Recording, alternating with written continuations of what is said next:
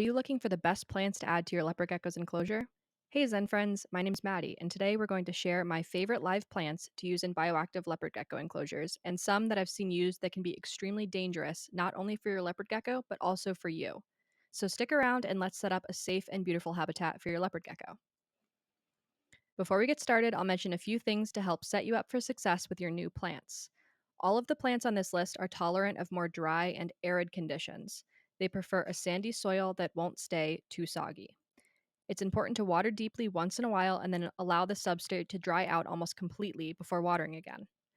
For the substrate mix, we'd recommend using a mix of 40% organic topsoil, 40 to 50% sand, and 10 to 20% bentonite clay. For more information on creating a substrate mix for your leopard gecko, you can check out our article all about leopard gecko substrate options by clicking the link in the description of this video.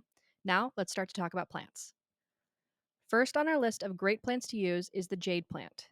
This plant is easy to find and easy to propagate using small cuttings. Jade plants are very tolerant of dry conditions and they aren't too picky about which soil they grow in. As the jade plant matures, it will form a trunk and woody branches that are strong enough to support the weight of an adventurous leopard gecko if they decide to climb.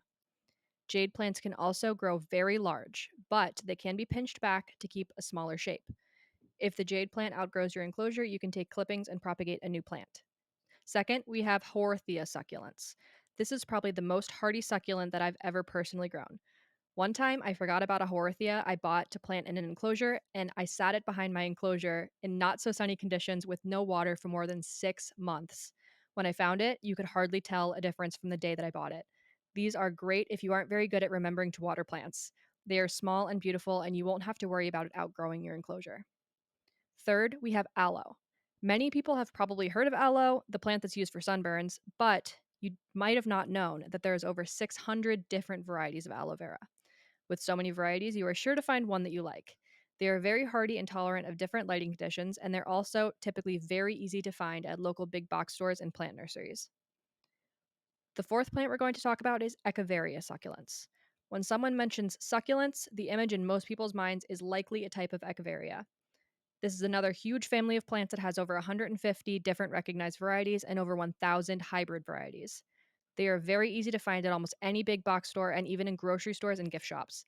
They can be propagated with a single leaf and they are very hardy as long as they're not overwatered. Last but not least, we have the Thornless Cactus Pad. These are a great choice for those wanting to add a cactus to their gecko's enclosure without the risk of injury from cactus spines.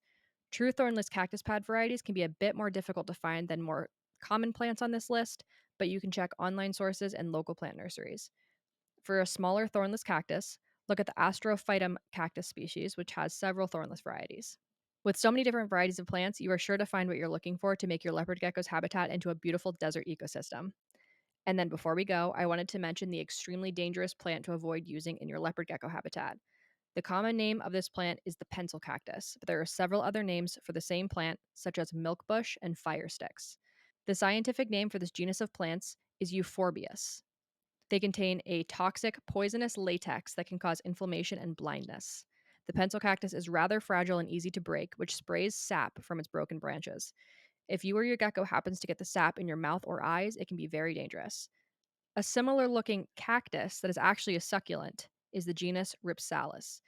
It's commonly called a mistletoe cactus, and these are non-toxic and look very similar to the pencil cactus.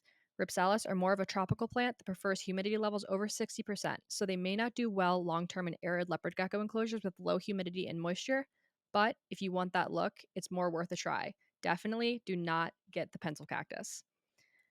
That's all for today, Zen friends. We hope that you found this video helpful. Let us know in the comments if you're setting up a leopard gecko enclosure and what plants you're planning on using. Or if you already have an arid bioactive enclosure, let us know what plants are your favorites to use. If you're looking for even more information on advancing your reptile care, check out our other videos or our hundreds of blogs at zenhabitats.com. Make sure you click subscribe and hit the bell so you don't miss our other videos. Until next time, bye!